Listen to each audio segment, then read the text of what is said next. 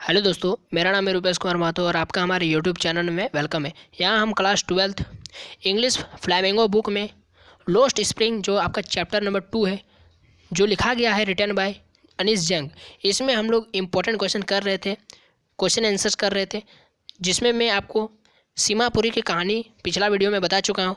और आज के वीडियो में मैं 2 कैरेक्टर स्केच लेकर आया हूँ जो इस चैप्टर का इम्पोर्टेंट कैरेक्टर है। साहिब का कैरेक्टर, जिसका पूरा नाम साहिब आलम है, और मुकेश का कैरेक्टर स्केच लेकर आया हूँ। तो दोनों ही स्टूडेंट, दोनों ही बच्चे इस कहानी के मुख्य पात्र हैं। तो दोनों को मैं कैरेक्टर स्केच इस वीडियो में आपको बताने वाला, तो आप वीडियो में कंटिन्यू बने रहिए। तो सबसे पहले हम लोग देखते हैं character sketch of Sahib. Sahib का कैरेक्टर स्केच इस कहानी में क्या बताया गया उसको हम लोग देखेंगे। तो Sahib is a rag picker from Seemapuri. Seemapuri जगह में रहने वाला एक कूड़ा उठाने वाला व्यक्ति है। ये कूड़ा उठाने वाला बच्चा है कौन? साहिब, ठीक है। Whose parents migrated from Bangladesh in the year 1971। उसके परिवार को बांग्लादेश से 1971 में लाया गया था। कहाँ पर? सीमापुरी में, ठीक है। With the hope of finding better life condition, यानी अच्छे जीवन जीने के लिए कंडीशन उपलब्ध कराने के लिए उनको बांग्लादेश से कहाँ पर लाया गया था? सीमापुरी में, ताकि वे अच्छे जीवन जी सके। कब लाया गया था? 1971 में। Every morning roamed about streets collecting garbage.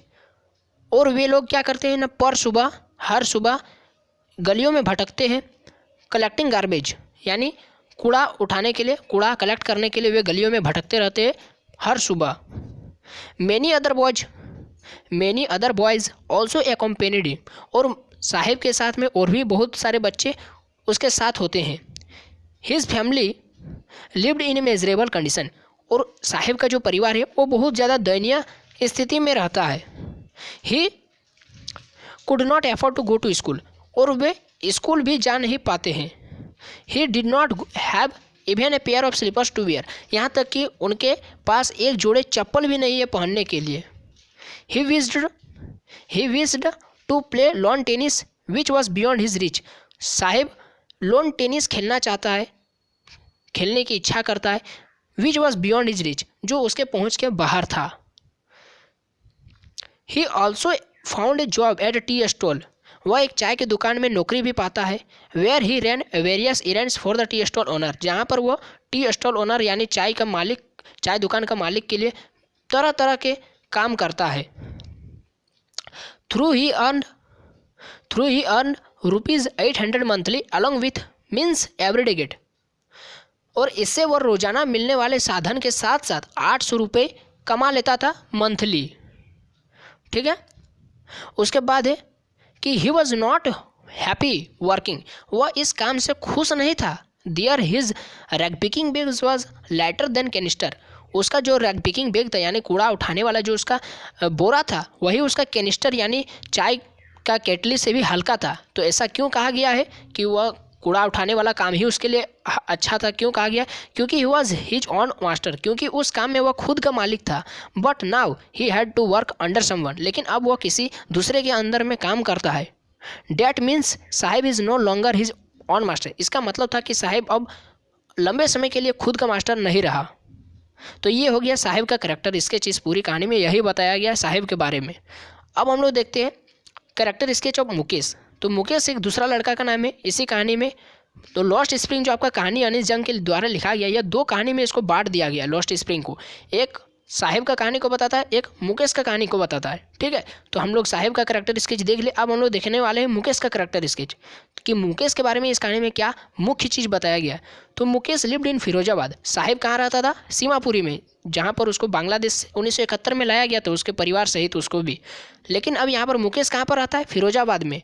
And was born in the family at Bengal makers. और वह साहिब का फैमिली क्या काम करता था? रैग पिकिंग का काम। लेकिन मुकेश का फैमिली क्या काम करता है? बेंगल मेकर्स, यानी वे चूड़ियाँ बनाने का काम करते हैं। और चूड़ियाँ बनाने वाले फैमिली में उसका जन्म हुआ था। किसका जन्म हुआ था? मुकेश का जन्म हुआ था।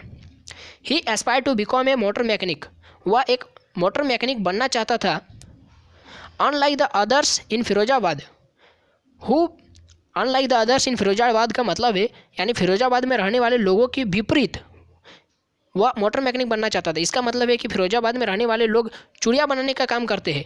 Stigma of caste in which they are born, यानी क्या है कि जो फिरोजाबाद में रहने वाले लोग हैं वे अपने जन्म लिए हैं इन स्टिग्मा ऑफ कलंक, स्टिग्मा ऑफ कास्ट, यानी जाति के कलंक के तले बोझ, बर्डेंडेड का मतलब होता है बोझ, तो जाति के कलंक के बोझ तले वे दब चुके हैं और केवल इसी में उनका जन्म होता है, इसी में उसका जन्म हुआ है कि वे ट्रेडिशनल अपना जो काम है, प्रोफेशन है, जो व्यवसाय है, वे उसी में उन लोग करते रहते हैं अपने चूड़ियाँ बनाने का काम। लेकिन मुकेश का यहाँ पर क्या सपना है कि वो एक मोटर मैकेनिक बने। तो Mukesh did not want to follow the traditional profession. लेकिन मुकेश जो था फिरोजाबाद के रहने वाले दूसरे लोगों से विपरीत उसका क्या सोच था कि वो मोटर मैकेनिक बने और वो ट्रेडिशनल यानी परंपरागत व्यवसाय को वो फॉलो नहीं करना चाहता था। In this way he was a path breaker, इस तरह से वो एक पथ प्रदर्शक था। एंड हैड ए डिटर्मिनेशन, और उसमें एक दृढ़ निश्चय था। टू चेंज इज सर्कमस्टांस, अपनी परिस्थिति को, अपना कंडीशन को चेंज करने में उसमें एक दृढ़ निश्चय था और वह एक पथ प्रदर्शक भी था। Mukesh was born in a poor family with his father in glass furnace, यानी कांच की भट्टी में अपने फादर के साथ उसका जन्म हुआ था, एक गरीब खानदान में, गरीब परिवार में।